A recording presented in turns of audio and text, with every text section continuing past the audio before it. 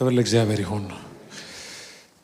አንድ ዳግም በክርስቶስ የተወለደ ሰው እንዴት ልመን፣ እንዴት ልኑር፣ እንዴት ላገልግል፣ እንዴት ላምልክ ብሎ ቢያስብ ኤፌሶን 3 በጣም ኩሩ መጽሐፍ ነው። እግረ መንገዴን ጋብዛችኋለሁ። አባቶቻችን ይህንን መጽሐፍ የሚያምኑት ምን ብለው ነው? ለአንድ ነጠላ ወይም ሲንግል ሎካል ቸርች የተላከ ደብዳቤ ሳይሆን በዛ አካባቢ ለነበሩ ሁሉ አብያተ ክርስቲያናት እየዞረ የሚነበብ አይነት ደብዳቤ እንደሆነ ያምናሉ። ለዚህ መነሻ በመካከል የሚያነሳው በጣም ብርቱ ችግር የለውም። ይሄ ደብዳቤ ወይም ኤፌሶን መልእክት እንደምታውቁት በውስጡ የያዟቸው በጣም ጥልቅ ሐሳቦች የነበሩና ጸሐፊው ጳውሎስ እንዲጽፍ ምክንያቱ በእነሱ መካከል የሚጠበቅባቸውን ከፍ ባለና ልዕቀት ባለው ሕይወት እንዲኖሩ ከመናፈቅና መንፈስ ቅዱስ እየታነጹ ፍጹም ክርስቶስን መስለው የሚኖሩ እንዲሆኑለት መሰረት ያደረገ ደብዳቤ ስለነበር ለምሳሌ እነሱ መሃል ደክመው ሰንፈው መጸለይ አቅቷቸው ጉባኤ መምጣት አቅቷቸው መሰብሰብ ተቸግረው እንደዚህ አይደለም። በአጭር ቃል በእናንተ መካከል የአባቱን ሚስት ያገባለ ተብሎ የተጻፈበት ደብዳቤ አይደለም። እንደ ትልልቅ ደብዳቤዎቹና እንደ ተለያዩ መልእክትና ይዘት እንዳላቸው ደብዳቤዎች የተለየ ችግር ነቅሳችሁ ከውስጡ በዚህ ምክንያት እንዲጽፍ ምክንያት ነው ብላችሁ ችግሮችን አትፈልጉምና አታገኙም። ልክ በዚህም ምክንያት አባቶቻችን ወይ መጽሐፍ ቅዱስን በደህና ያጠኑ ሰዎች የሚሉት ይሄ ደብዳቤ ለሚሰማው ሁሉ ዳግም ለተወለደ ሁሉ በዛ ኤፌሶን አካባቢ ለነበሩ አማንያን እየተዘዋወረ የሚነበብ ደብዳቤ ነው ብሎ ያምናሉ። እንዴት በጣም አስደናቂ ነው። መቼም አንድን ነገር ከረር የሚያደርገው የሆነ ኢሹ በተፈጠረ ቁጥር ነው። እንስቲ እንገናኝ ከተባለ የተፈጠረ ነገር ሲኖር ነው። እዛ ቤት የሆነ ነገ 6 ሰዓት ላይ የሆነ እንደዚህ እንገናኝ ሲባል ግራጁዌሽን ስላለ ነው። ወይ ደግሞ ነገ ማታ ተሰብስበን እዝን ይዘን እንሂድ ከተባለ አንድ ያሰባሰባችሁ ሀዘን ቢኖር ነው። በእናንተ መካከል እንትናን እንጠይቃት እንጂ ደግሞ ምን እንግዛ ሄደን ለጡጦ ነገር ምናምን ሲባል ወልዳ ብተኛ ነው። ያገናኛችሁ የሚያገናኘን አንድ ኮመን የሆነ ጉዳይ ሲኖር በዚህ ምክንያት ተገናኘን ይባላል። እንዴት ደስ ይላል። አሁን ይሄ አድሬስ ያደረገው ክርስቶስን ፍጹሙ ጥሪን ፍጹም የህይወት ሙላትን የሚያነሳ ውብ የሆኑ ምዕራፎች ናቸው እና ከነዚህ ውብ ከሆኑ ጥቂት ምዕራፎች ወይም 6 ምዕራፎች አንዱ ምዕራፍ 3 ላይ ያለ እጅግ በጣም ብርቱ ሐሳብ የተንጸባረቀበት መልእክት ያለበት ደብዳቤ ነው። ስለዚህ ይህን ደብዳቤ ስናነብ የበለጠኛም ይህንን ለመሰበክ መድከም የለብንም፣ ከቸርች መጥፋት የለብንም። ይህንን ለመሰበክ መዘሞት የለብንም። ይህንን ለመሰበክ ከጸሎት ከቅዱሳን ጉባኤና ህብረት መቁረጥ የለብንም። እነዚህን ሁሉ በትክክል እያደረግን በተጨማሪ የምንሰበከው ደብዳቤ አይነት መጽሐፍ ነው። በዚህ ምክንያት ኤፌሶን በጣም ውብ ደብዳቤ ነው። እግዚአብሔር ይመስገን። እንዳልኳችሁ የትኛው ነው ደብዳቤ እንትና ትሉኝ ምን ጥያቄ አለው? ስለአንተና የጻፈው በዚህ ምክንያት ነው ይባላል። መልእክቶቹ ከ13 እስከ 14 እንደጻፈ ይታመናል። ስለዚህ ጴጥሮስም ይጻፍ፣ ዮሐንስም ይጻፍ፣ ያዕቆብም ሲጽፍ አድሬስ የሚያደርጉትና ደብዳቤዎቻቸው መሰረት ለደብዳቤው መሰረት መነሻ የሆኑ ሐሳቦች አሏቸውና የኤፌሶን መጽሐፍ ግን በጣም በጣም በጣም እንደዚህ ካሉ ሐሳቦች ጽዱ ሆኖ ግን ደግሞ ብርቱ የሆነ እግዚአብሔር ጥልቅ ምስጢር የተብራራበት ማንኛውም ዳግም የተወለደ ሁሉ እንዴት መኖር፣ የተጠሩ አገልጋዮች ሁሉ እንዴት ማሰብ፣ ደግሞም እንዴት መመላለስ እንዳለብን የሚነግረን መጽሐፍ ነው። ምክንያቱም ዳግም ተወለደን፣ በቃ ታዲያ ምን ቀረኝ?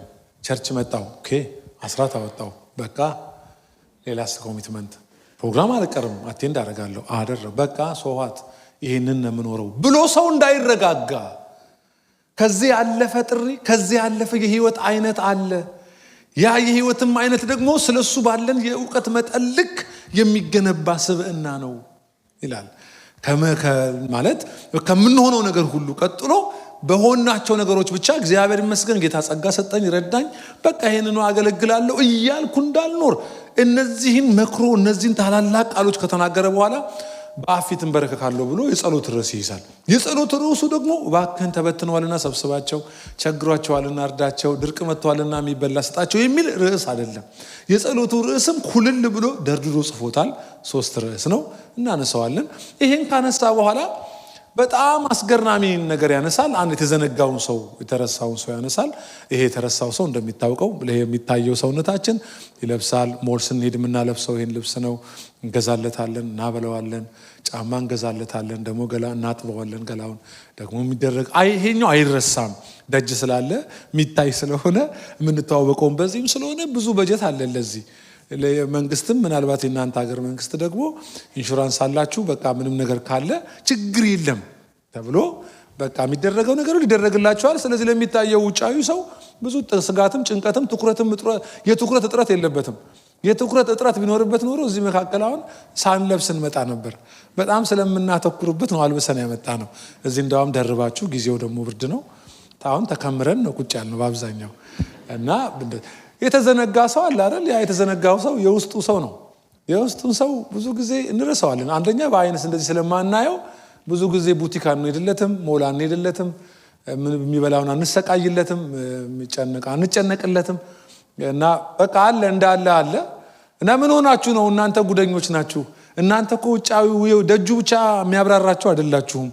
መንፈሳዊ ሰው አለ፣ ውስጣዊ ሰው አለ። ውስጥ ሰው ብሎ የውስጡ ሰው ብሎ ግጥም አድርጎ የተናገረበት ምዕራፍ ነው ጳውሎስ። እና በሆናቸው ነገሮች ጠለን ረግተን ሰክነን እንዳንቀር ወደሚቀጥል ነገር እንድንገባ ወደሚጨምር ፍቅር፣ ወደሚጨምር ኮሚትመንት፣ ወደሚጨምር ክርስቶስን ወደ መምሰል እንድንመጣ ብሎ ያመጣው ሀሳብ በጣም አስደንጋጭ ነው። ምክንያቱም ይህንን ፐርሰናሊቲ የሚገነባው ስለ እርሱ ባለን የእውቀት መጠን ልክ ነው። ስለዚህ እወቁ፣ እንድታውቁ ባወቃችሁ መጠን ደግሞ ያንን ህይወት እንድትኖሩት እድል ታገኛላችሁ ይላል። ሆኖም ግን እሱ ከመታወቅ ምን የሚል ነው? የሚያልፍ ነው ብሎ መንፈሳዊ ውበትን ውብ ያደረገውና ተንበርክኮ አይደል የጀመረው። ከዛ እየጸለየ ነው እኮ ይህንን ነገር አይደል እየጻፈ ያለው። ከዛ ቁጥር 20 ላይ ይህንን ያነሳል። ምን ለምነውን የሚሰጥ ነው፣ ግን ከለመነው ይልቅ ደግሞ እንግዲህ በእኛ እንደሚሰራ ኃይል መጠን ከምንለምነው ወይም ከምናስበው ሁሉ ይልቅ እጅግ አብልጦ ሊያደርግ ለሚቻለው ለእርሱ ብሎ የእግዚአብሔርን ሉዓላዊነት ያነሳና የዚህን ሀሳብ ይደመድማል። በቃ እኔም እዚህ አካባቢ ብቆይ ነው ይሄዳል። ጥሩ ነው አብዬ፣ ምንም አይልም አላችሁ። ክብር ለእግዚአብሔር ይሁን ነው።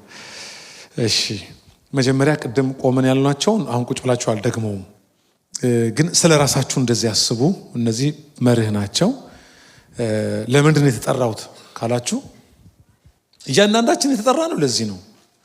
እንደ ኃይሉ መጠን እንደተሰጠኝም እንደ እግዚአብሔር ጸጋ መጠን ስጦታ መጠን የወንጌል አገልጋይ ሆንኩለት ይላል። የሆንለት ማለት የተደረግ ነው፣ ያልተጣጣር ነው አለ ያለፋንበት ግን አደረገን። እኔ አሁን ወንድ ለመሆን ተጣጥሬ ያለው ንገሩኝ እንጂ እናንተ ጾታችሁን ለመሆን ተጣጥራችኋል?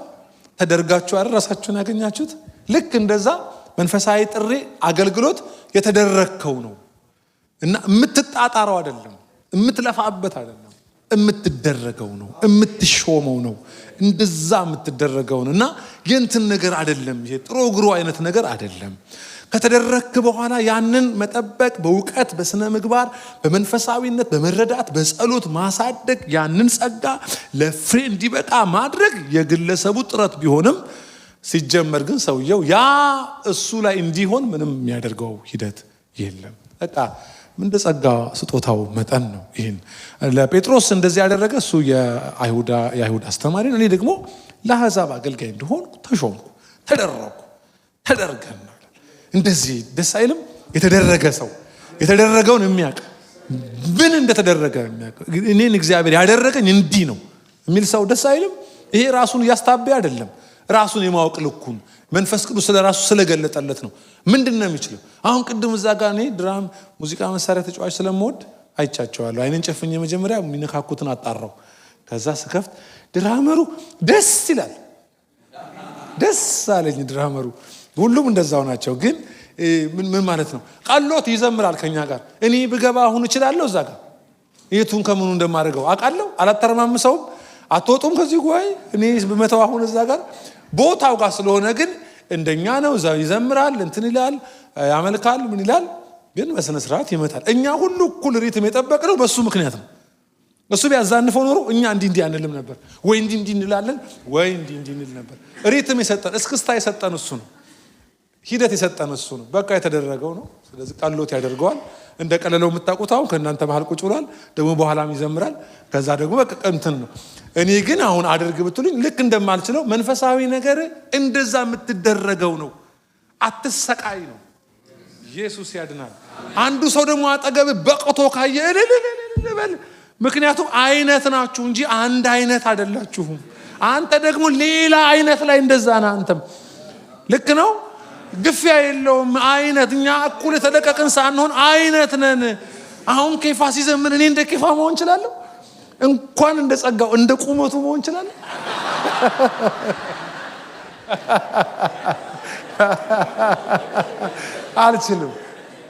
አልችልም።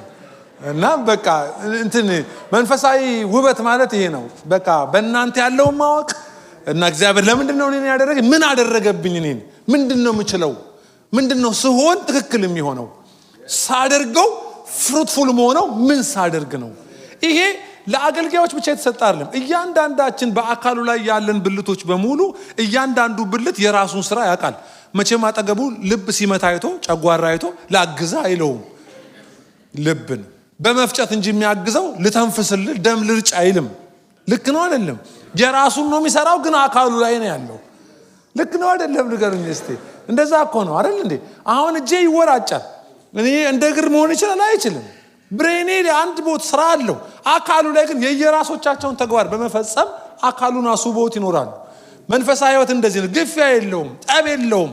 ከዚህ ስንፋለስ ነው እንጂ የምንጨቃጨቀው የምንሰቃየው። በቃ እኔ እንዲህ ነኝ፣ እኔ የወንጌል አገልጋይ ከጠዋት መልክ ለይቷል ይላል። ልክ እንደ ዛሬ ልጅ ማለት ነው። የዛሬ ልጅ አሁን አይታችሁ ከሆነ ገና ከጠዋት ቆንጆ ናቸው። እኛ እኮ በሂደት ነው መልካችን ይለ ጾታ ብቻ ነው ለይተን የተወለድ ነው ያኔ። ከዛ በኋላ ነው መልካችን አንዴ እናቱን ይመስላል ሲባል አባቱን ይመስላል ሲባል የሆነ ነገር ሲመስል አንዳንዶቻችን ትልልቁንን ራሱ መልካችን። ይህንን ለማጣራት ከፈለጋችሁ በእውነት የድሮ ፎቶአችሁን እዩ። እንደዚህ ያሁን ልጅን ይዋቸው እስቲ ቁንጭት ብሎ ነው የመጡት ከጠዋት በቃ ጨርሰዋል። ሲያድጉም ያስታውቃሉ። እነሱም ራሱ ገና 2 ዓመት ላይ ድሮ እያሉ ያወራሉ።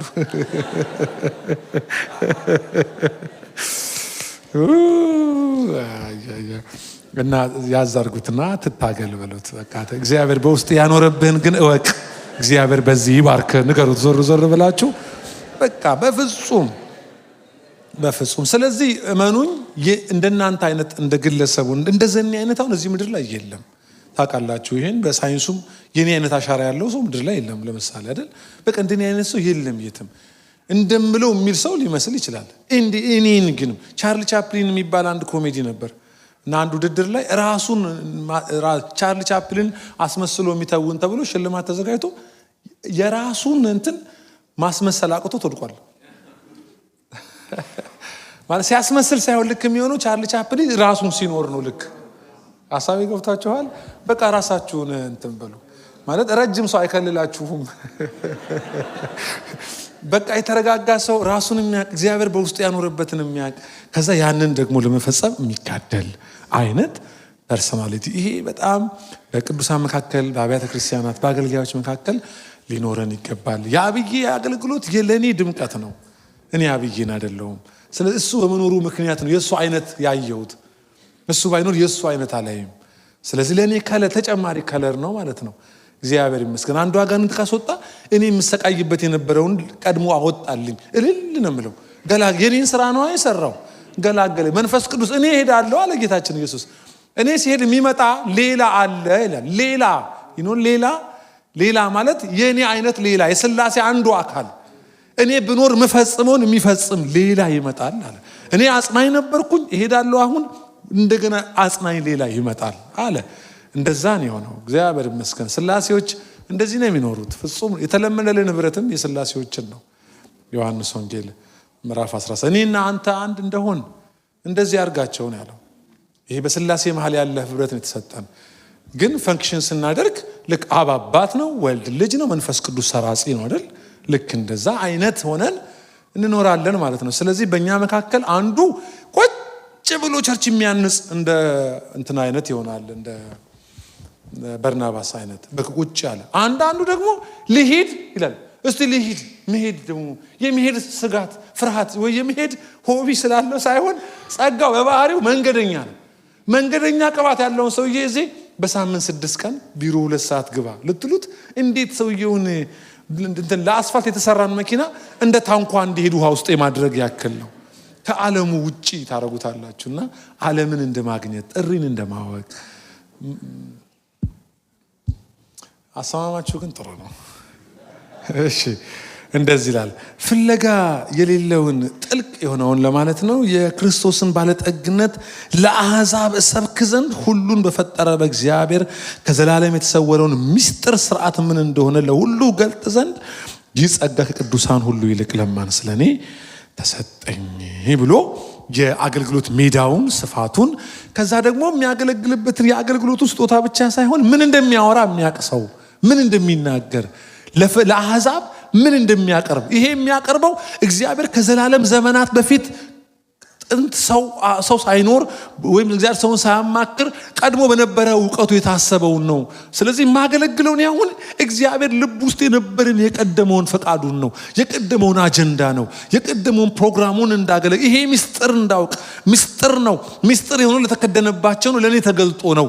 ትዝላችኋል። ይሄው ሰውዬ ጻፊ 2 ቆሮንቶስ ምዕራፍ 4 ላይ ወንጌላችን የተከደነባቸው ለዓይናቸው ለተያዘ ነው፣ ለኛ ግን ወንጌላችን የተገለጠ ነው አይደል እንዴ? እና ምን ሰብከው ይሄ ወንጌል በርቶልን ነው። ይሄ የበራልን ብርሃን ከዘመናት ዘመናት በፊት እግዚአብሔር በልቡ የነበረውን የሰውሮት የነበረውን ሐሳብ ያንን ልጁን በክርስቶስ የማድረግ ነው ዓለምን በክርስቶስ የመንካትና አሕዛብ ሁሉ በወንጌልን እንዲሰሙ ለዚህ ተጠራው አለ። ማገለግለው ነገር በጣም ምስጢር መግለጥ ነው ብሎ ይሄም የእግዚአብሔር ምስጢር ማን ነው? ክርስቶስ ነው። ምስጢሩም በእናንተ ዘንድ ያለው ክርስቶስ ነው እንደሚል ቆላስይስ 1:18 ላይ እሺ ይህንንም ለማወቅ እንዳልኳችሁ ነው ጥልቅ የሆነ ነገር ወይም ደግሞ ፍለጋ የሌለውን ይላል። እችን እንዳትረሱ። ከዛ የእግዚአብሔር በክርስቶስ ኢየሱስ በጌታችን የፈጸመው የዘላለሙን ሐሳብ ይህንን ቶሎ ምለው እኔ ጉዳይ ያለው ከ14 በኋላ ነው። በክርስቶስ ኢየሱስ በጌታችን የዘላለሙን ሐሳብ ከእርሱም ዘንድ ባለ እምነት በኩል በመታመን ድፍረትንና መግባትን በእርሱ አለን። ስለዚህ ስለ እናንተ ስላለ መከራዬ እንዳታክቱ ለምናችኋለሁ፣ ክብራችሁ ነውና ብሎ ይሄ የተቀበልነው ወንጌል መጨረሻ ዓላማው የኛን መጨረሻ መወሰን ነው። የኛን መጨረሻ መወሰን ደግሞ በእርሱ ዘንድ ድፍረት ያለን በመታመንና በድፍረት በእርሱ ዘንድ መግባት አለን። ውስጥ መግባት በአብ ፊት የመቆም ይሄ ጥሪ ይሄ ወንጌል እኛን እዛ ነው።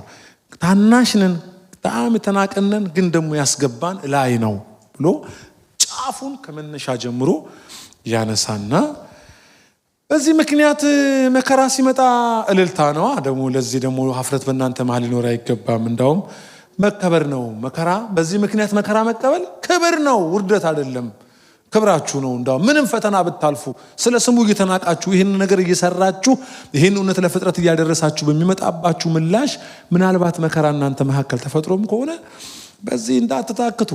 የከበረ አለ። አሁን ያለው ጥቂት ጊዜ ነው።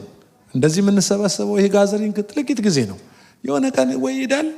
ትንሽ ከዘገየ ደግሞ ወዶ ስለናንተ ይታገሳል ስለሚል እስኪመጡ ደግሞ እኛ የመሄድ ጫፍ ላይ ከደረስን እንግዲህ እኛ እንሄዳለን። ይሄ ሁኔታ እስከ መጨረሻ አይደለም። የመጨረሻ አለ፣ የዘላለም የሁል ጊዜ የማይለዋወጥ እሱም በሰማይ አለ። ስለዚህ ከዛ አንጻር ሲታይ ይሄ መከራ ምንድን ነው? ምንም ነው። እንዳውም ልንገራችሁ፣ ማጌጥ ከፈለጋችሁ በመከራ አጊጡ፣ ክብራችሁ ነው ይላል። መከበሪያ ነው መከራ። ስለ ስሙ ስትናቁ እየተከበራችሁ እንጂ እየተዋረዳችሁ አይደለም። አግኝታችሁ ነው ወይ? ምክንያቱም ሰው ሰርቆ መከራ ሊቀበል ይችላል። ሰው ኃጢአት ሰርቶ ክፉ ነገር ውስጥ ሊገባ ይችላል። አንተ ወንጌል ሰብከ ስለ ክርስቶስ ኖረ ሰው አጌንስት ቢሆንብህ በምንም ተአምር ለሀፍረት አይደለም። ይህንን አጥብቄ ልነግራችሁ ፈልጋለሁ። ክብርህ ነው መከራ፣ ክብር ነው ፈተና፣ ክብር ነው ፈቲ ቻሌንጅ የሚያደርጋችሁ ክብር ነው። አግኝታ ነው ወይ? የጠሪው የሰጠህ በረከት ነው ይሄ። ምክንያቱም ስለ ስሙ እንጂ ስለ ስምህ አይደለም። ስለ ስሙ የሚናቁ ስለ ስሙ መከራ የሚቀበሉ መከራ መቀበያ አድራሻው ተቀይሯል። ስለ ኃጢአት አይደለም። ይሄን ተናገረ ተብዬ ነውሪ አይደለም፣ ሰበከ ነው። የኢየሱስ ነኝ ያለ ነው። ሰዎችን ለክርስቶስ ለማቅረብ የመጣበት ነው። ስለዚህ ስለ ስሙ አይደለም፣ ስለ ክርስቶስ እንጂ ስለ ግለሰቡ ስም ስላይደለ ክብር ነው።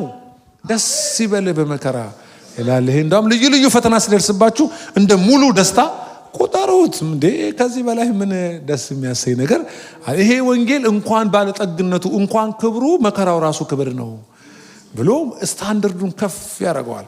እንዳስለ ስሙ በመናቅ ተባረኩ። አረ ተው ግን አሜን በሉ። ተው ግን እኔ ለ3 ቀን ነው የመጣሁት ግን እኔ እስኪ አሜን አሜን በሉ። ስለ ስሙ መናቅን አሜን። በመስሪያ ቤት በጓደኛ ጴንጤነትን ደብቀ ማንም ሰው እንዳያውቅ አድርገህ ዝም ብለህ ስራህን ከምትል ተንቀ ስለሱ አውርተ ተገፍተሽ ብትናቂ ይሻላል። አፍንጫቸውን ቢይዙ ይሻላል ስላንተ። ስለ ኃጢአትህ አይሁን፣ ሰርቀህ አይሁን፣ ዘሙታ አይሁን እንጂ ስለ ኢየሱስ ክብር ነው፣ ውርደት አይደለም።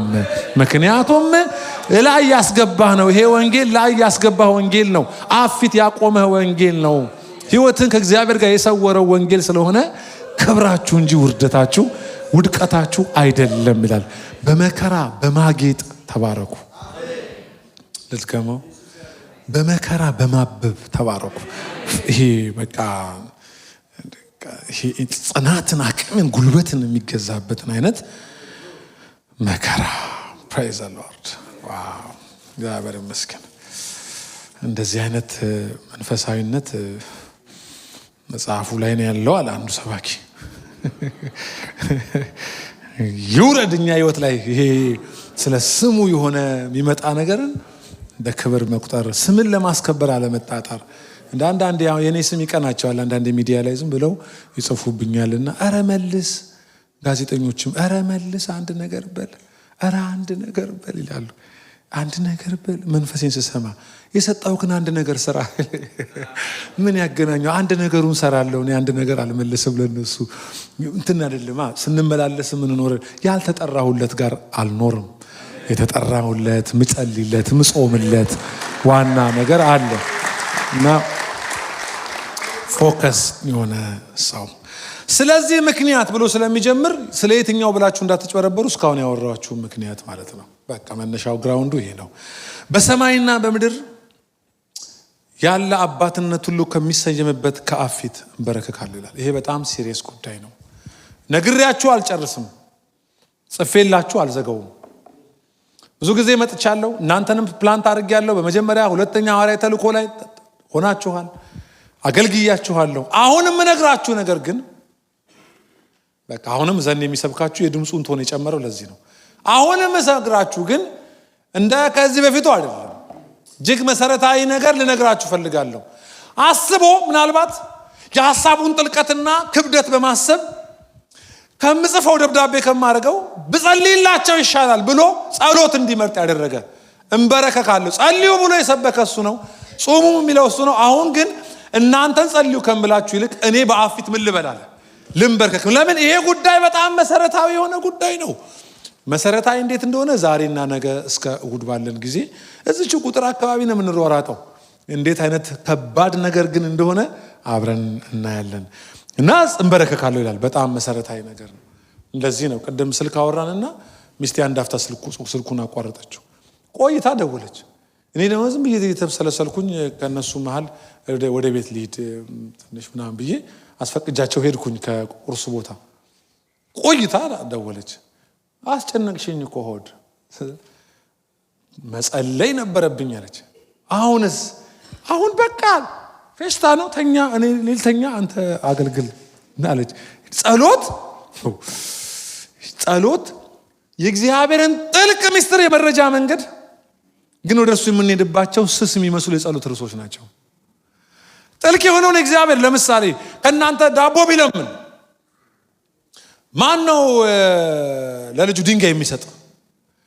አሳ ቢለምን ጊንጥ የሚሰጣለ? ታረጉታላችሁ ግን እንደዚህ ይመጣላችሁ አራሱ ሐሳቡ።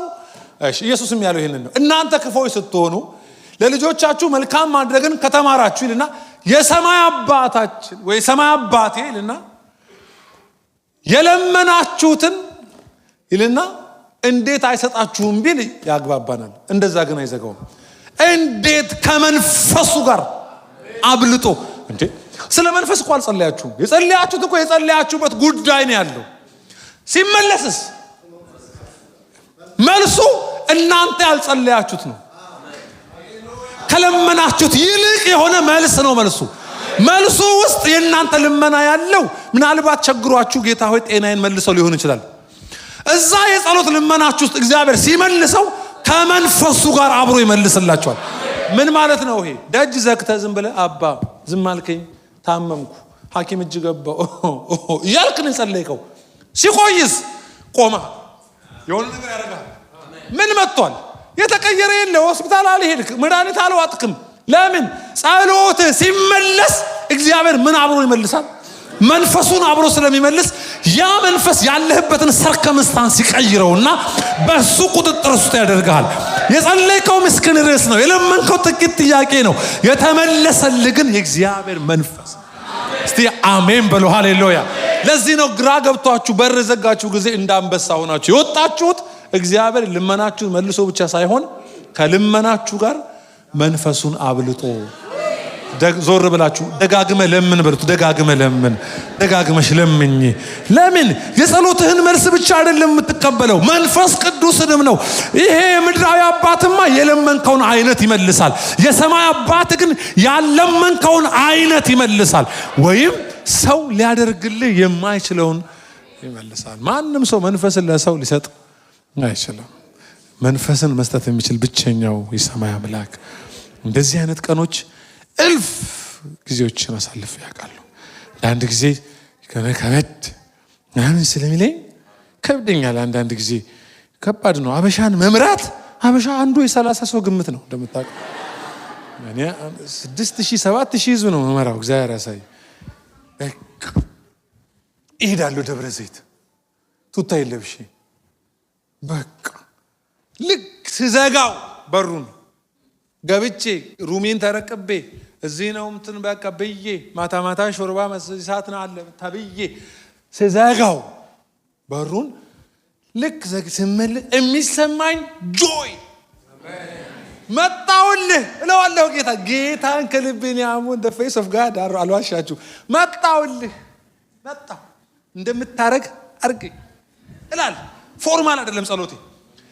ሞኖኖኝ ስጨርስ ጀግና ምኑን ሰጥቶኝ እንደዚህ ነው የሚያደርገው። እግዚአብሔር የለመንከውን ያህል አይመልስም። እግዚአብሔር ከመልካም አባትነት ያልፋል። እግዚአብሔር የዘላለም አባት ነው። ለእርሱ ክብርም ጭብጨባም እልልታም ይሁንለት። ሃሌሉያ። ሌላ ተጨማሪ ይሄው ለዚህ ተጨማሪ ከፈለጋችሁ እንደገና ቁጥር 20 ላይ እንግዲህ በእኛ እንደሚሰራው ኃይል መጠን ከምንለምነው ወይም ከምናስበው ሁሉ ይልቅ አብልጦ ሊያደርግ ለሚቻለው ለእርሱ ይላል። ከምናስበው ከለመነው ይልቅ አብልጦ የሚያደርግ። እስቲ አብልጦ የሚያደርግ ብለው አንዴ።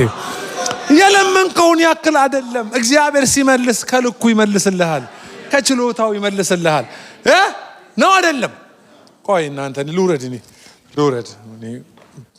ምን ማለት ነው? ለምሳሌ ለ20 ዓመት አካባቢ ይስሐቅ እንደምታውቁት ልጅ የለውም። ለስንት ዓመት? ለ20 ዓመት።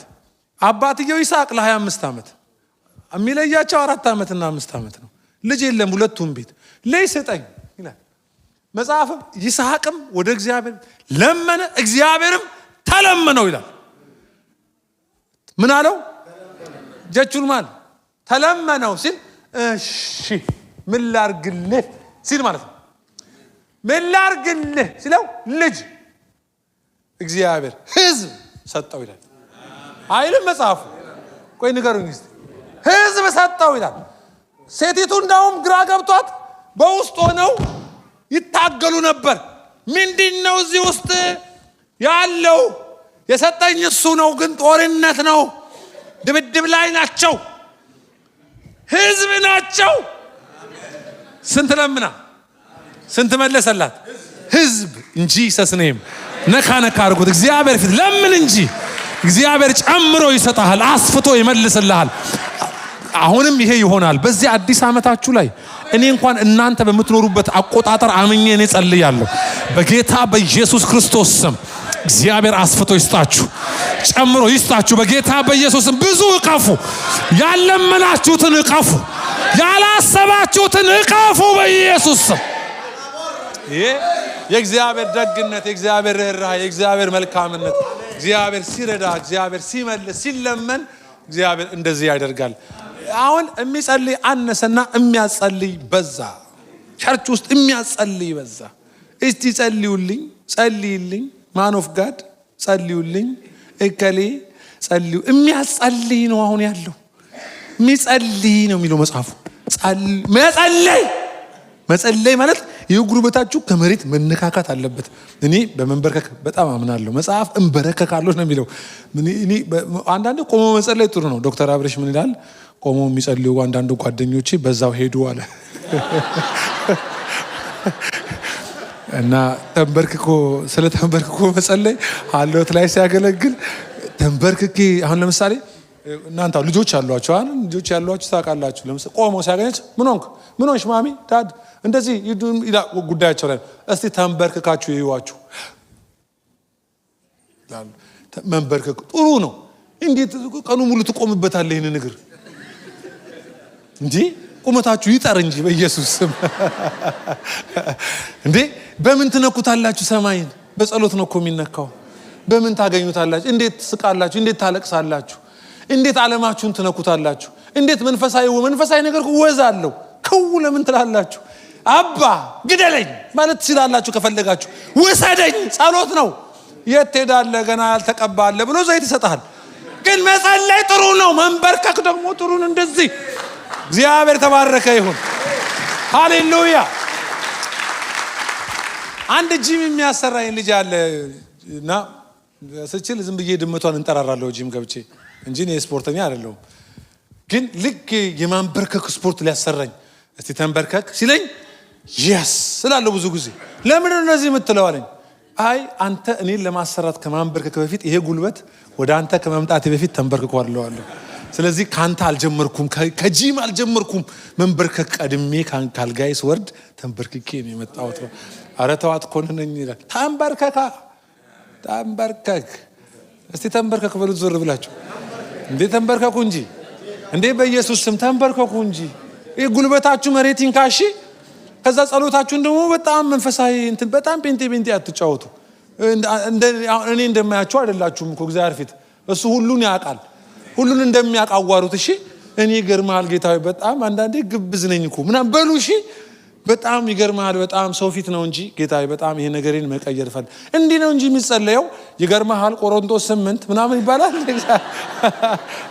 ናቹራል ሰው ሁኑ እሺ። ጄኒውን ሁኑ እንጂ በጣም የቴክኒክ ሰው አትሁኑ። ይሄ አይ ጥሩ ነው። ህዝብን አልጎዳውብም አይደል? በጣም ቴክኒካል አትሁኑ። ይሄ በጣም ያለ አይደል? እንደዛ ሳይሆን ንጹህ ጄኒውን ሁኑ። የበደላችሁት ነገር ካለ ምን አታስመስላችሁ አትቀጥሉ። በቋሚነት ሰው ማታናግሩ አንዳንዶቻችሁ አኩርፋችሁ እንዴት ትንበረከካላችሁ? መጀመሪያ ሄድና መስለትን ጨርስ መስዋዕትን ፈጽም ይላል። በቃ ጸሎትን የሚቀድም አለ። እሱን አድርጋችሁ እግዚአብሔር ፊት ስትንበር እማታፍር መሆን አለብህ። ከዛ እግዚአብሔር ደግሞ አያጋልጥህም ይሸፍናል እንጂ ድብቅ ያደርግሃል። ግን እንዲህ አይነት ጸሎት ልመዱ። በቃ አባ ምናምን ናፈቀኝ እኮ መቼ ነው ማይክ ይባላል እኮ። አሁን ይሄ ሰው ይጸልየውን ነግራችኋለሁ። ግን ጸሎቶቻችሁን እንደዚህ አድርጓቸው። የልጅና የአባት አድርጓቸው። በትክክል ግንኙነት አድርጉ። በደንብ ተራክቦ አድርጉ። ጥግት ብሎ ወደ መለኮት እግዚአብሔር ይሄንን እና መጽሐፍ ቅዱስ ተንበረከከን ስክሪፕቸር አድርጎ ጽፎታል። ስለዚህ ጥሩ ነው መንበርከክ። እንደዚህ ማታም ስታደርጉ አድርጉ፣ እንደዛ አድርጉ። በቃ ዝም ብላችሁ ሁሉ ቀን ወክ እያደረጋችሁ ብቻ አትጸልዩ። መንበርከክ ጥሩ ነው። እሺ በሰማይና ይሄ መንበርከክ ባይዘው የበላይ አለኝ ማለት ነው። መንበረከክለት አለ ማለት ነው። ያንበረከከኝ አለ ማለት ነው። እሺ አለቃ አለኝ ነው። እኔ በልኬ አይደለም ዝቅ ብዬ ላዋራው ማለት ነው። እሱ ዙፋን ላይ ነው ያለው፣ እኔ ልንበርከክለት ማለት ነው። በራሱ መልእክት ነው መንበርከክ። ጌታ በኢየሱስ ስም። ሰይጣን ደግሞ እግርን መቃ ያደርጋል። እንደ መቃ ቀጥ ለማድረግ ነው የሚጥረው። እንደዚህ እንዳትሆኑ እንትናችሁ መቅኒያችሁ መስራት አለበት። እንደዚህ መንበርከክ አለባችሁ። እሺ ይህንን ከሚሰየብህ ፊት እንበረካለሁ። ከዛ አንድ ነገር ያሳስበኛል ብሎ የሚያሳስበውን ነገር ያነሳል። ከዛ ሶስቱን ነገሮች ያነሳል። እኔ ሶስቱን አሁን አላወራችሁም። የሚያሳስበውን ልንገራችሁ። ክርስቶስን መምሰል ወይም የቤተ ክርስቲያን ሙላት ፍጹም ወደ ሆነው ሙላት ደርሳችሁ የሚለው ይሄ ሙላቱን ለመኖር ሰዎች ሊመጣባቸው የሚገባ መንፈሳዊ ዕውቀት አለ ብሎ ያስባል። ይሄም ዕውቀት እንድንሆን እግዚአብሔር በቤተ ክርስቲያን በኩል የሰጠንን ሕይወት እንድንኖር በእያንዳንዳችን ላይ አንድ ነገር ማወቅ አለብን። ያ የምናውቀው ዕውቀት ይልና ክርስቶስን ፍጹም እንድንመስለው እንዴትም እንደምንኖር ይረዳናል። ያንን ካላወቅን ግን ይልና እንዴት እንደምንኖር ማናቅም፣ እሱን ለመምሰልም ደግሞ አንጥርም፣ እንቸነከራለን፣ አንድ ቦታ ስታክ እናደርጋለን። ስለዚህ ይሄ ህዝብ ወደ ጨመረ መንፈሳዊ ህይወት ውስጥና ክብር እንዲገባ አንድ ነገር መኖር አለበት ብሎ መልእክቱን ያሰፍራል። ጸሎት ላይ ነው። እሱም ክርስቶስን የተወደድንበትን ልኩን ማወቅ የሚል ርዕስ ያነሳል። የኔም ርዕስ ይሄ ነው፣ የተወደድክበት ልኩ በሚል ነው ማካፈላችሁ። አሜን። በጣም መሰረታዊ የሆነ ነገር ነው ማወራችሁ። እንዳው በእውነት አብዬ እንዳለው ደክሞኛል። እኔ ለ3 ሳምንት ነበር የመጣሁት፣ ግን በቃ ልቤ ሞላ እንድመጣ ወደ እናንተና ይሄ መልእክት ልቤ ነበረ። የሆነ ስቴት የሰበኩት አይደለም፣ እሺ፣ ወይም ሀሎት የሰበኩት አይደለም። ስሰብከው የደራልኝን ስብከት ይያርለም የመጣሁት መልእክት ነው ይዤ የመጣሁት።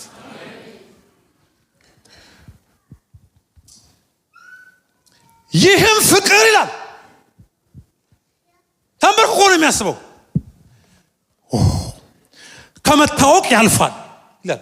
ወይም ምን ማለት ነው? በዚህ አእምሮ እስከዚህ አይባልም አለ። ይህ ፍቅር ከዛ አይ ቲንክ እንደ ተንበረከከ ማሰብ ሳይጀምር አይቀር ምን እያለ ስለ ክርስቶስ ፍቅር ማሰብ ይጀምራል። የክርስቶስን ፍቅር ማሰብ ሲጀምር የፍቅሩን ጥልቀት ለመረዳት ይጥራል። ከዛ ለመረዳት ሲጥር ቆይ 4 መለኪያዎች ብሎ በዚህ ምድር ላይ የአንድን ነገር ስፍር መለኪያ 4 የመስፈሪያ አይነቶች አሉ።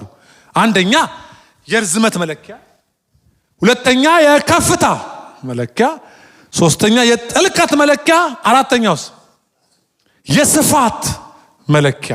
እነዚህ 4ቱ መለኪያዎች በየተማራችሁባቸው ሴኩላር ትምህርት ላይ፣ ማትስ ላይ፣ ፊዚክስ ላይ፣ ምንም ላይ፣ አይቲ ላይ እንደዚህ ኮርስ የወሰዳችሁ ሁሉ እነዚህ 4ቱ ዓለም ተግባብቶ የሚኖርባቸው መለኪያዎች ናቸው።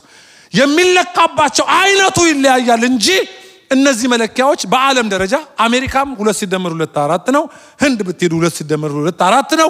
ጃፓን ብትሄዱ 2 ሲደመር 4 ነው። አዲስ አበባም 2 ሲደመር 2 4። እነዚህ በመለኪያ የሚለኩ ቋሚ ስፍር ናቸው። ስለዚህ ያንዳንዱ ስፋት መለኪያ አለ። ጥልቀት ዲፕስቱን መለኪያ አለ፣ ሃይቱን መለኪያ አለ፣ ስፋቱን መለኪያ። ስለዚህ ዓለም ተግባብቶ የሚኖረው በእነዚህ በ4ቱ መስፈሪያዎች ነው። እነዚህን 4ቱን መለኪያዎች ይሄ ሰውዬ ከማትስ ክፍል አምጥቶ መጽሐፍ ቅዱስ ላይ ያመጣቸው። ምን እያለ ነው? ቆይ አለና ይህ ከመታወቅ የሚያልፈውን የክርስቶስ ፍቅር ልለካው ያለ ይመስላል። በምን ልለካው ብሎ በስፋት ነው። እሺ ብሎ በስፋት በሚለካ መለኪያ የክርስቶስ የፍቅሩ ጥልቀት የሰው ልጆችን መውደዱ ምን ያክል እንደሆነ ልለካው። ቆይ የጥልቀት መለኪያ ይላል።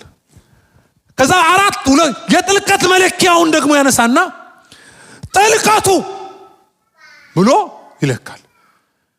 በስመ የጥልቀት መለኪያዎች ሁሉ የፍቅሩን ጥልቀት ለክተውት ሊጨርሱ አይችሉም። የርዝመቱ ወደ ላይ የከፍታውን ብለካል።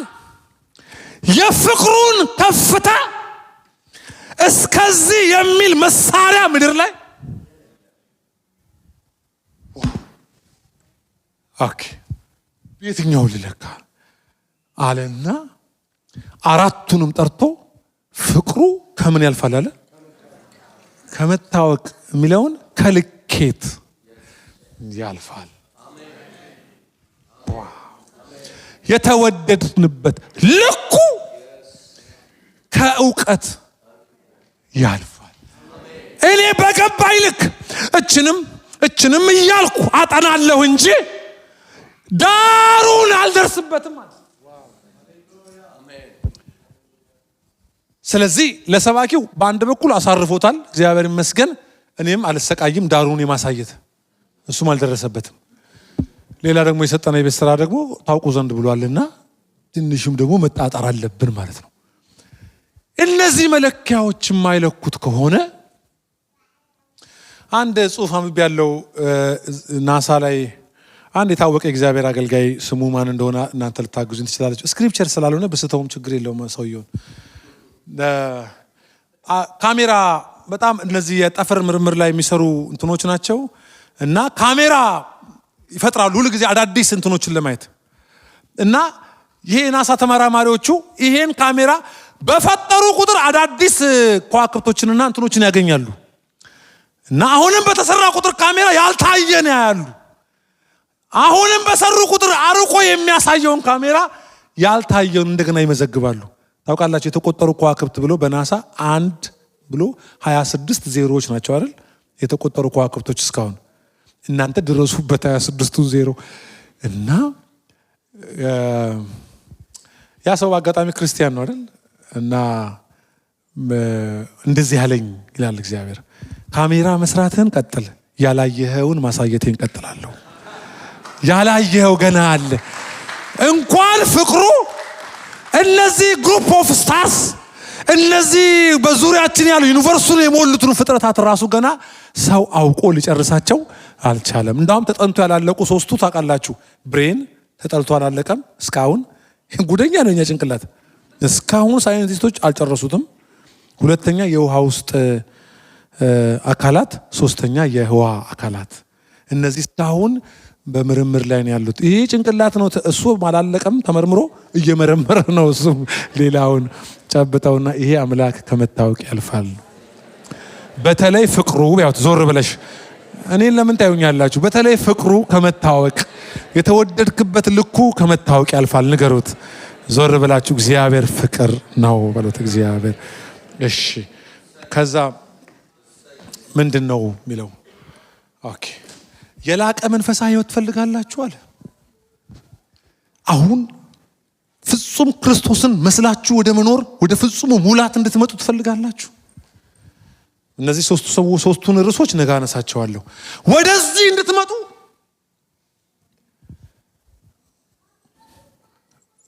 ይሄንን እንወቅ ብሎ በዚህኛው አንድ ትርጉም ላይ እንደዚህ የሚል አንብቤ ያለው እንደዚህ ይላል። በዚህም ምክንያት በአብ ፊት እንበረከካለሁ ከእርሱም በሰማይና በምድር ያለ ቤተሰብ ሁሉ ስያሜ ያገኛል። በውስጥ ሰውነታችሁ እንድትጠነክሩ ከክብሩ ባለጠግነት በመንፈሱ በኩል ኃይል እንዲሰጣችሁ ጸልያለሁ። ለምን? ይኸውም በእምነት ክርስቶስ በልባችሁ እንዲያድር ነው። ደግሞም ስር ሰዳችሁ በፍቅር ታንጻችሁ። ተመልከቱ አሁን ስለ ክርስቶስ ፍቅር ማወቅ ለምን አስፈለገ? ስር እንድሰዱ እናንተ ራሳችሁ። ኦኬ ስለ ፍቅሩ ማወቅ ምን አስፈለገ? ስር ሰዳችሁ እየታነጻችሁ እንድትወጡ። ስለ እርሱ ፍቅር ማወቅ ምን ያስፈልጋል? በስማም የክርስቶስ ፍቅር ስፋቱ፣ ርዝመቱ፣ ከፍታውና ጥልቀቱ ቅድም ያልኳችሁ ምን ያህል እንደሆነ ከቅዱሳን ሁሉ ጋር የመገንዘብ ኃይልን እንድታገኙ ነው ይላል። መጀመሪያ የተወደዳችሁበትን ልኩን እንድታውቁ ይሄንን ጸልያለሁ፣ እንበረከካለሁ። ጌታ ሆይ ፍቅርህን ግለጥላቸው። እንዴት እንደወደድካን፣ እንዴት እንደሆንክልን፣ እንዴት ልጅህን እንደሰጠህን፣ እንዴት ልጅህ በመስቀል ላይ እንደተንጠለጠለ፣ እንዴት ለሰው ልጆች የተገለጠ ፍቅርህን እንዳሳየ ለኤፌሶን አማኞች ፍቅርህን ግለጥላቸው። እንዴት እንደበራህላቸው ፍቅርህን ግለጥላቸው። እኛ የጸሎት ሰፈር የማይመጡ የጸሎት ርዕሶች ይመስላሉ። ከሆኑላችሁ እሰየው። ግለጥላቸው። ለምን? ስለ አካል ስለ ቤተ ክርስቲያን ያወራበት መጽሐፍ ነው። በቤተ ክርስቲያን መካከል አማኞች ስር እንዲሰዱ፣ እከሌ አልጠየቀኝም ብለው ከቸርች እንዳይጠፉ፣ ደብዝ ያለው ፍቅር የተደላደሉ እንዲሆኑ፣ ከዚያስ ከመሰረታቸው የታነጹ ወደ ላይ የወጡ እንዲሆኑ ማንን እንዲመስሉ? መጨረሻ ክርስቶስን እንዲመስሉ። ምንህን ግለጥላቸው? ፍቅርህን ግለጥላቸው በጌታ በኢየሱስ ስም። መንፈሳዊ ሕይወታቸው መሰረት ያለው፣ አገልግሎታቸው መሰረት ያለው፣ ኑሯቸው መሰረት ያለው እንዲሆን ስላንተ ያላቸው ፍቅር ይጨምር። ምክንያቱም አገልግሎት እንኳን ቢሆን የፍቅር መገለጫ ነው። ትወደኛለህ ነው ያለው። ትወደኛለህ? ግልገሎቼን ጠብቃለሁ። እንድወድህ ጠብቅ። የተወደድክበት ልኩ ሲገባ ለወደደህ ባሪያ መሆን ትጀምራለህ። ሀሎት ቢሆናውን ይጫወቻል። እሺ፣ አይ ምንም አትሉም እኮ ከኔ ጋር ናችሁ ማለት። አንዳንዴ እየኖርን ሚስቶቻችን የሚያጣሩን አንድ ጥያቄ አላቸው። እየቆዩ ራሱ 20 ዓመት ሞልቶ ራሱ እኔ ግን የምትወደኝ አይመስለኝም እና ወንድሞች ይሄንን ከተጠየቃችሁ እንትን አታፍኗቸው። ልክ ናቸው። ፈልገው ነው የሆነ ነገር እኔ ግን ትወደኛለህ እንደ ድሮ ይላሉ። እኛ ሰፈር ብቻ መስሎኝ ነበር። አንድ በእድሜና በጋብቻ በጣም ረጅም ዓመት ያስቆጠሩ አባትም መጥተው ሊሰብኩኛ ጋር ሚስቴ እንዴት ትለኛለች ሲሉ አይ እናታቸው አንድ ናት ብዬ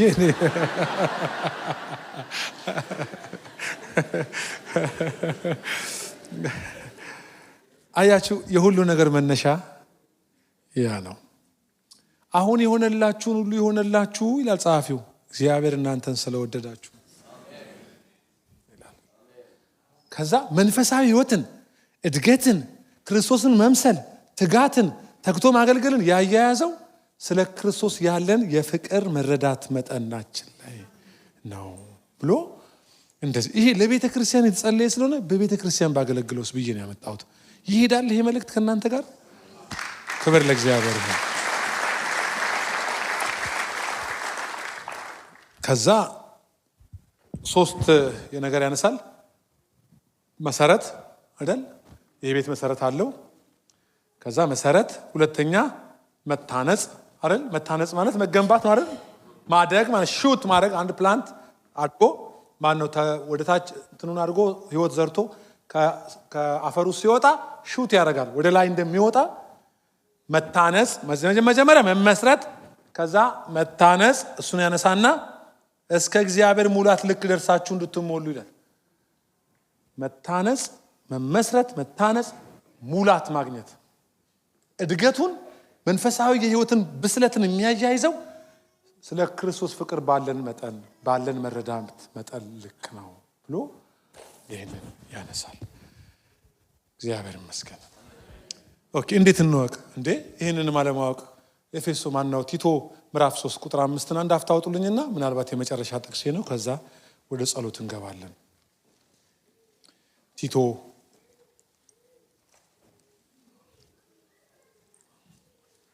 ምዕራፍ 3 ገጽ በአዲስ ኪዳን 195 እሺ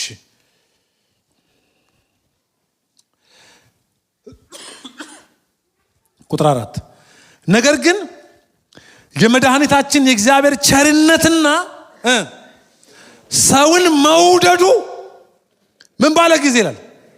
ኦ ማይ ሎርድ፣ በጣም ይደንቃል። ልድገመው። ነገር ግን የመድኃኒታችን የእግዚአብሔር ቸርነትና ሰውን መውደዱ ምን ባለ ጊዜ? በተገለጠ ጊዜ እንደ ምሕረቱ መጠን ለአዲስ ልደት በሚሆን መታጠብና በመንፈስ ቅዱስ መታደስ አዳነን እንጂ እኛ ስላደረግነው በጽድቅ ስለነበረው ስራ አይደለም። ምን ይላል? ነገር ግን የመድኃኒታችን የእግዚአብሔር ቸርነትና ሰውን መውደዱን ምን ባለ ጊዜ? ኦኬ፣ ሰውን መውደዱ ምን ተብሏል? ቴንክ ዩ። ይሄን ልበላችሁ። መቼም ፍቅር በልብ ይኖርና ከዛ የኛ ምስኪን ፍቅርን እንኳን ስታዩት ካልተገለጠ ፍቅር አይባልም። ፍቅር ደግሞ እንዲገለጥ ፍቅርን የሚያብራራው ንግግር አይደለም። የሚገርማችሁ ነገር ይህ ፍቅር በማድረግ ብቻ ነው የሚገለጠው። ፍቅርን የምትገልጡት በማድረግ ብቻ ነው። ማድረግ ሁሉ ፍቅር ላይሆን ይችላል። ፍቅር ግን በማድረግ ብቻ ይገለጣል። እንደ እግዚአብሔር የተዋጣለት ፍቅሩን የሚያብራራ ማንም የለም በዚህ ምድርም በሰማይ። ፍጥረቱን የሚወድ የፍጥረት ሁሉ ባለቤት እግዚአብሔር ፍጥረቱን ጠልቶ ቢሆን ኖሮ ገና ዴዋን ላይ አዳም በለሱን በበላ ጊዜ ወደ ገነት በመጣ ጊዜ እግዚአብሔር አዳም ወዳለበት ስፍራ ሲመጣ ፈላጊ ሆኖ ነው የመጣው። ወዴት ነህ? የት ነህ? በኢየሱስም ቢሆን ተገልጦ ወዴት ናችሁ? የእረኞች አለቃ እኮ ተገለጠ። ወደ ነፍሳችን እረኛና ጠባቂ ምን እንድንመለስ። ስለዚህ እግዚአብሔር ሰውን የሚወድድ ገና ከፍጥረቱ በመልኩ የሰራው ወደ ራሱ አስጠግቶ የፈጠረው ከተግባሩ ሳይሆን ከፍጥረቱ የወደደው በጌታ በኢየሱስ ስም አሁን አሜን በሉ። በኢየሱስ ስም ከሰራው ስራ አይደለም ከፍጥረቱ ተወዶ ታስበው ዘንድ ሰው ምንድነው ይላል እግዚአብሔር ቃል በመዝሙር ላይ አሁን የሆነውን ታደርግለት ምንድነው? ሰው ምንድነው? በዚህ መጠን እግዚአብሔር ወዶት ከእንስሳ መሃል ያልፈጠረው ወይ ደግሞ መልኩ ራሱ እንደ እንስሳ ያልሆነ በመልኩ ፈጥሮት ከፍጥረቱ ቀን ጀምሮ ቢወድቅ ፍለጋ የመጣ ቢተላለፍ ከተስፋ ጋር ቅጠል አውልቆ ቁርበት አልብሶ ከገነት ያስወጣው በቅጠል ወጣሃል የሰው መጨረሻ ይሄ ነው እምትመጣው ደግሞ በመስዋዕት ነው ብሎ ስለ ልጁ መስዋዕት ምልክት እንዲሆን ቆዳ አልብሶት የሚሞት አለ ብሎ ከገነት ያወጣው ከዛን ጊዜ ጀምሮ በመልክቶች በድንቆች በተለያዩ መልክቶች እግዚአብሔር ፍጥረቱ ሲያናገር ፍቅሩን ሲገልጥ የነበረ እግዚአብሔር ሚልክያስ ምዕራፍ 1 አሁን ስታነቡ አንካሳ መስዋዕት ለሚያቀርብ በእግዚአብሔር ፊት ነውር ለሚያደርግ ሕዝብ ወድጃችኋለሁ የሚል እኛን ወዶ መከራ የተቀበለ ይሄንን ከፍጥረት መነሻ ሰውን ከመልኩ ከመፍጠር ጀምሮ እግዚአብሔር ለሰው ልጆች ያለውን ፍቅር ለመግለጥ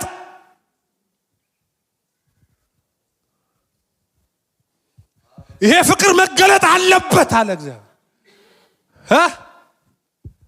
የዳነ ሰው የተገለጠ ማስረጃው ምንድነው?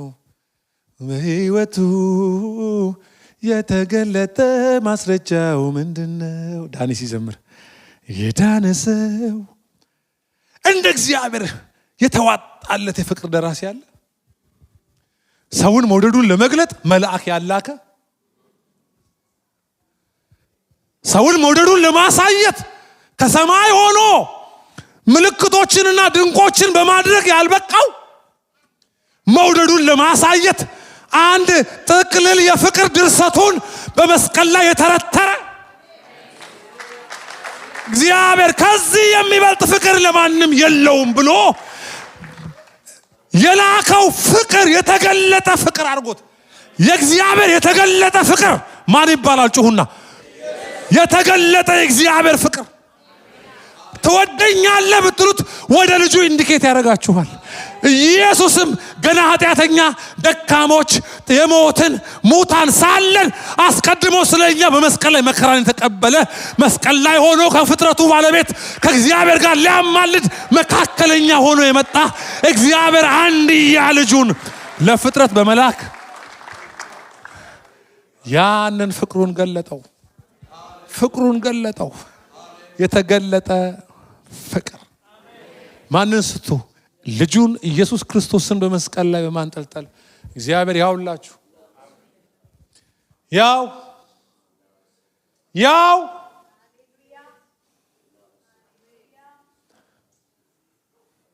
አብ ከገናና ክብሩ ተጠምቆ ገና ከውሃ ሲወጣ ውሃው ከላዩ ላይ ሳይደርቅ የምወደው ልጄ ነፍሴ ደስ የተሰኘችበት ኢሳይያስ በትንቢቱ የተናገረለት የፍቅር ድርሰት አድርጎ ሰውን መውደዱን እግዚአብሔር ገለጠ። ዋው! ከዚህ በላይ እግዚአብሔር ለፍጥረቱ ማሳያ አጣ።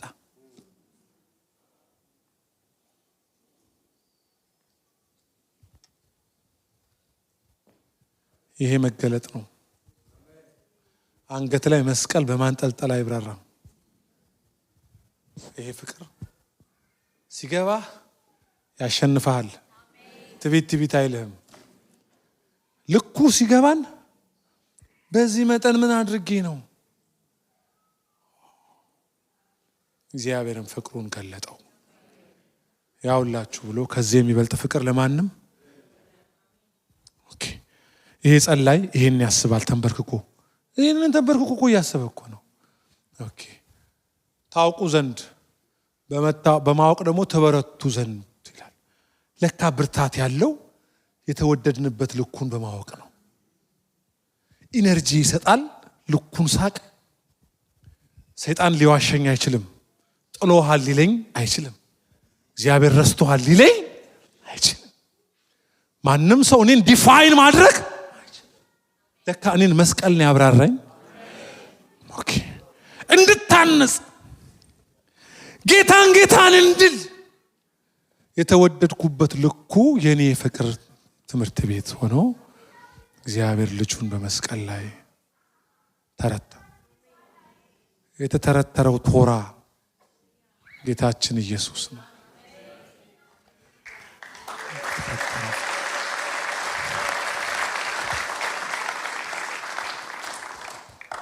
አንድ እንግዳ ቃል አስቀመጠ እዚህ ጋር መንፈስ ብሎ።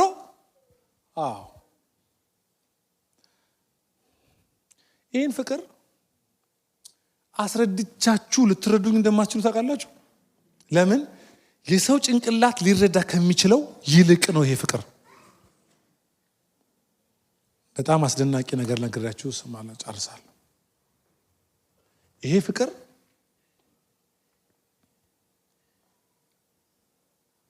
ወጊን ርህራሄ ያስለመነ፣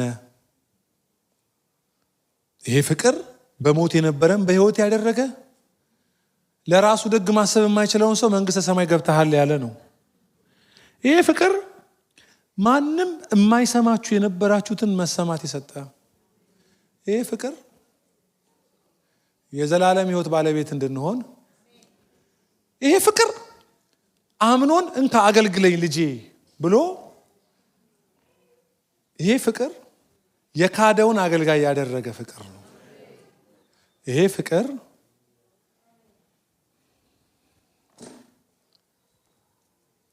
ትወደኛለህ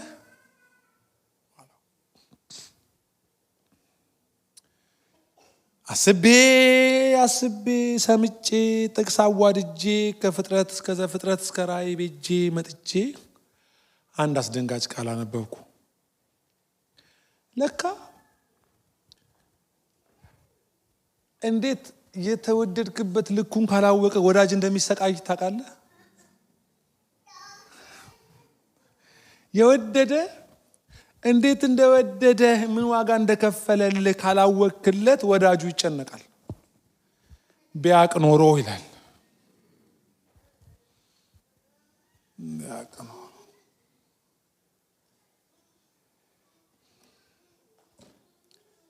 ይህንን ፍቅር ለማስረዳት ያስፈለገው መንፈስ ቅዱስ ነው። ጉድ ልንገራችሁ። ለካ በእኛ ሰፈር ይህንን ፍቅር መረዳትም ማስረዳትም የሚችል የለም። ማንም የጠለቀ የስነ መለኮት ትንታኔ ጥልቅ እውቀት ያለው ሰው ይህንን ፍቅር መተንተን አይችልም። ስለማይችል መንፈስ ቅዱስ ተፈለገ። መንፈስ ቅዱስ ወደኛ ህይወት የመጣበት ዋናውን ምክንያት ሮሜ ምዕራፍ 5 ቁጥር 5 ላይ ምን እንደሚል ታውቃላችሁ?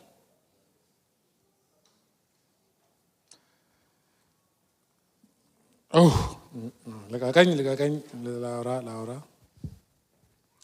ልኩን እኔ ራሴ እንኳን ልኩን ላውራ ምስኪን ነኝ እኔ። እቺ ምስኪን አእምሮዬ ስንቴ ከዚች አእምሮ የተነስቼ ጀጅ አረኩ ሰማይን፣ አገልጋዮችን። ይህ አጠገብ ቁጭ ያለ ጉደኛ ሰው እንደሆነ ወቅሽ የተሞተለት ነው።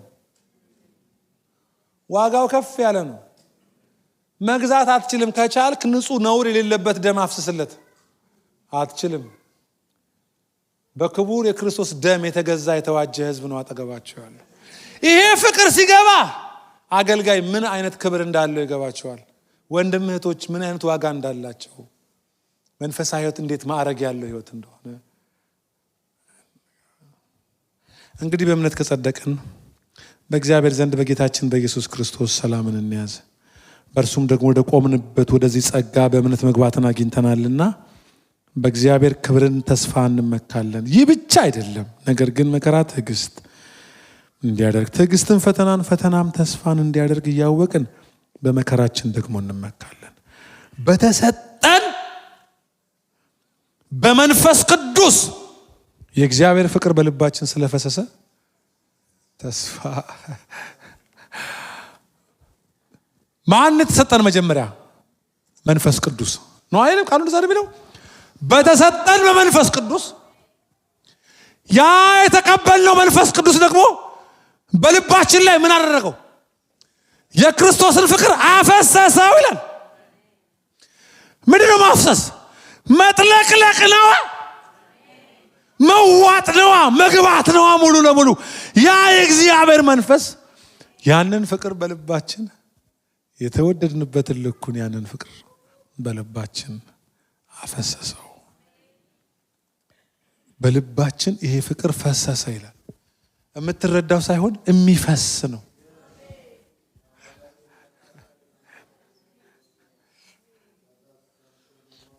የፈሰሰ ፍቅር ግድል ሙትት የሚያደርግ የክርስቶስ ፍቅር በቃ ብልሽት ስብርብር የሚያደርግ ሙትት በቃ እንባ ራሱን ለችግር ሳይሆን በመከራማ ደስ ይበል ተብለሃል ከላይ።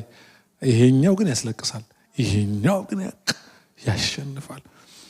ለምን እንዴት ብለህ ከጠየቀኝ ይሄው ልመልስልህ ብሎ እዛው ጋር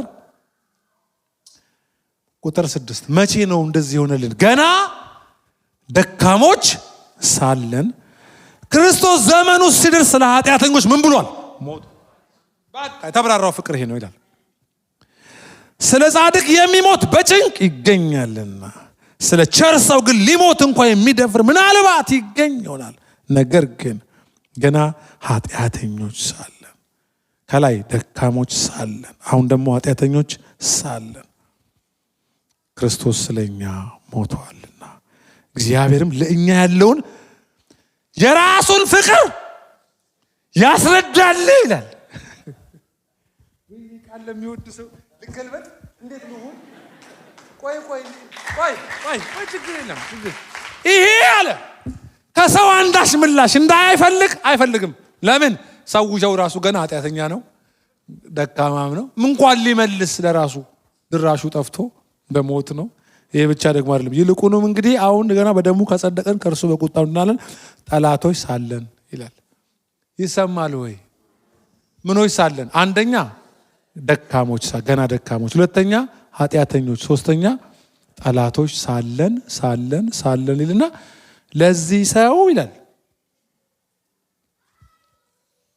እግዚአብሔር አንድ ልጁን ልኮ በመስቀል ላይ ይህም እግዚአብሔር የራሱን ፍቅር ያስረዳል። ተረዳ። ይሄን ፍቅር በቃ ጥጉ ይግባ። ጨለማ ነበርክ፣ ጠላት ነበርክ፣ ደካማ ነበርክ፣ ኃጢአተኛ ነበርክ፣ ሞተልህ። ከአንዱ ጽንፍ ቱ አናዘር ኤክስትሪም አይገናኝም። ይሄ ይልና እግዚአብሔር የራሱን ፍቅር ያስረዳል። ይሄን ፍቅር የትኛው ክላስ ይሸፍነዋል? መንፈስ ቅዱስ ወደ እናንተ የመጣው ይሄንን ፍቅር በልባችሁ ሊያፈሰው፣ ልኩን ሊነግራችሁ፣ የተወደዳችሁበትን ልኩን ሊነግራችሁ። አይ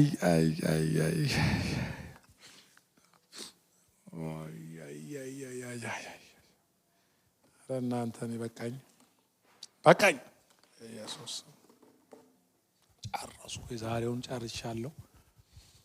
በእግዚአብሔር ቤት የሚያሰነብተኝ የሰዎች ጠባይ አይደለም። ሰዎች በሂደት ይቀየራሉ። አንዳንዶቹ ላይ ይቀየሩም ይችሉ ይሆናል። ተግቼ እንዳገለግል የሚያደርገኝ የማገለግለው ፍሬ ስለካሰኝ አይደለም። በእያንዳንዱ ቀን ትኩስነትን የሚሰጠኝ ስለኔ የተወደድኩበት ልኩን ባወቅኩ ቁጥር ነው። ለካ ፍቅር የሁሉም ነገር ማሰሪያ ነው። ይህንን ፍቅር ማወቅ ለምን አስፈለገ? ነገ እናወራለን። ዛሬ እኔ ከኛ አንጻር አላወራሁም። ከወዳጃችን አንጻር ከወደደን አንጻር ብቻ ነው። አባቶቻችን ይህንን ቃል መሬት ላይ ሲያወርዱት ተወዳጆች ሆይ ብለው ይጽፋሉ ደብዳቤ። ጀቹን ማለት ምንም ምክንያት ፈልጌ እናንተ መካከል ያለውን ይህን ተው ይህን አድርጉ ከማለቴ በፊት ምን ተብላችኋል? ተወዳችኋል። አባቶች እንደ ጳውሎስ በተለይ ይህንን ብዙ ጊዜ ያዘወትራል። ተወዳጆች ሆይ። ጴጥሮስ ደግሞ ወዳጆች ይላል። ጠበኛ የነበረ ሰው፣ ፍቅር ማያቅ የነበረ ሰው ተወደደ። አሁን ቆይ እንዴት ብንዘምር ነው የሚበቃው? ልኩን እንዴት ብንኖርለት ነው? እንዴት ብናገለግል ነው ምንክሰው? እንዴት እንመላለስ? እንዴት ልውደድ አጠገቤ ያለውን? እንዴት ጌታን ቤት ሽርጉድ ልበልለት ጆሮዬን ተበስቼ እዚህ? እንዴት ለሰዎች በፍቅር ይሄንን ወንጌል ላድርስ? ፎርስ የሚያደርገኝ የተወደድኩበት በልቤ የፈሰሰው ያ የማያሳፍረው የእግዚአብሔር ነው። ፍቅር ነው። ፍቅር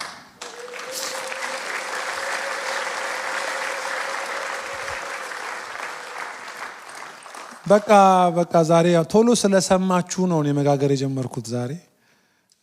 ጌታ ይመስገን። ምጣዳችሁ ቶሎ ይሰማል። ጌታ ይባርካችሁ። በዚህ ፍቅር ጠላትን ጭንቅላቱን እንደቀበርኩት አሁን ይሰማኛል።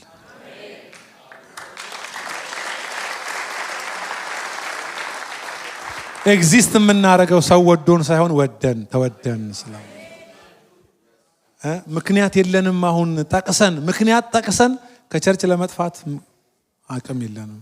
ላለማገልገል፣ ላለመብርታት፣ ስር ላለመስደድ፣ ላለመታነጽና ወደ ሙላት ለመግባት there is no ምክንያት የለንም።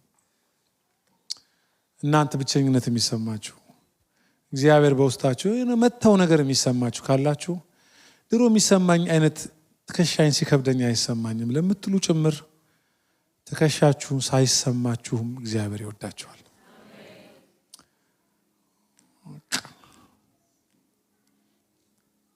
ጠቅሶ አልወደዳችሁምና ምክንያታችሁን አይቶ አይጠላችሁ። ዋስትና አላችሁ። ተወዳጆች ሆይ ቆመን እንጸልይ።